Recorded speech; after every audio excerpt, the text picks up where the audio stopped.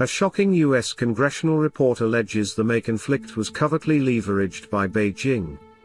The report claims China used the India-Pakistan clash as a real-world combat laboratory, testing their cutting-edge HQ-9 air defense and PL-15 missile systems through proxy. Analysts confirm this field experiment was aimed at validating weapons for the global market, positioning China as a decisive player in the region's new arms race, and potentially reshaping future defense exports worldwide.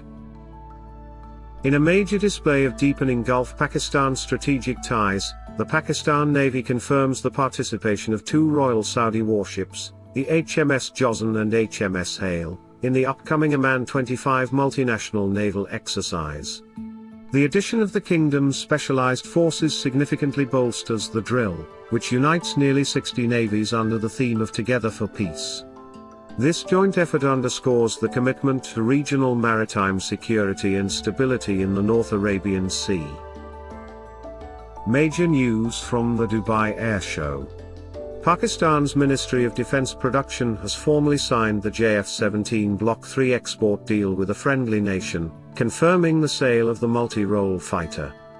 The contract, now valued near $2 billion, is a massive win for Pakistan Aeronautical Complex, leveraging the jet's battle-proven performance during the May 2025 conflict.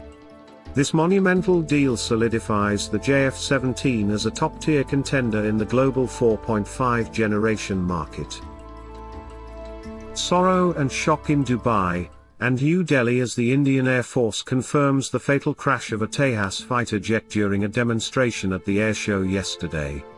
Initial expert analysis points toward a possible G-force blackout or catastrophic flight control failure during a low-level maneuver. The IAF has grounded its entire Tejas fleet pending an immediate inquiry. The tragedy deals a massive blow to the Make in India defense program and its international export efforts. From Gwadar to Washington, this is Pakistangeo Defence Update, Pakistan's voice in the world of defense and geopolitics. Please subscribe. Strategic shift on the western border. Following the collapse of the third round of talks in Istanbul earlier this month, Islamabad is reportedly re-evaluating the historic Afghanistan corridor.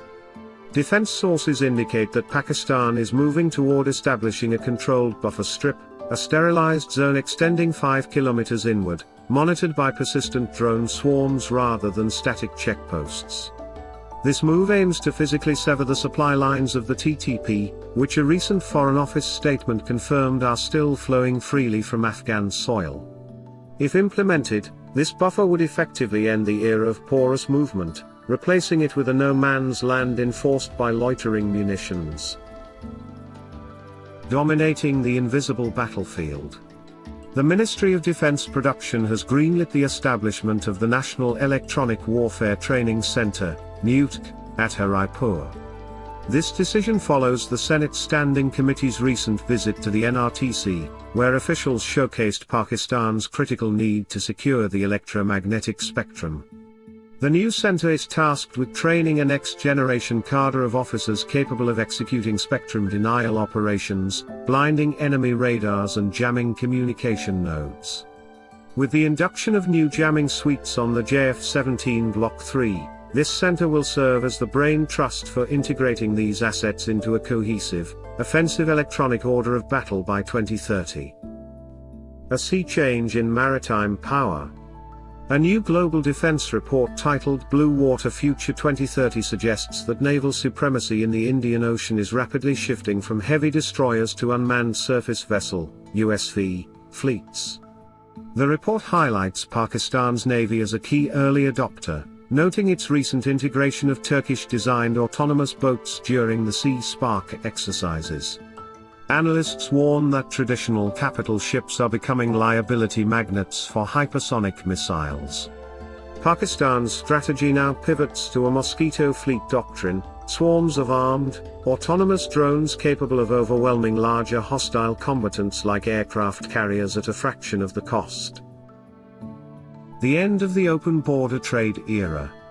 In a move to formalize the grey economy, Islamabad is advancing talks to replace traditional open border crossings with a biometric-controlled trade route system. This initiative, linked to the recent fast-track trade mechanism discussions with the UK and regional partners, aims to digitize every crate and carrier crossing the Durand Line.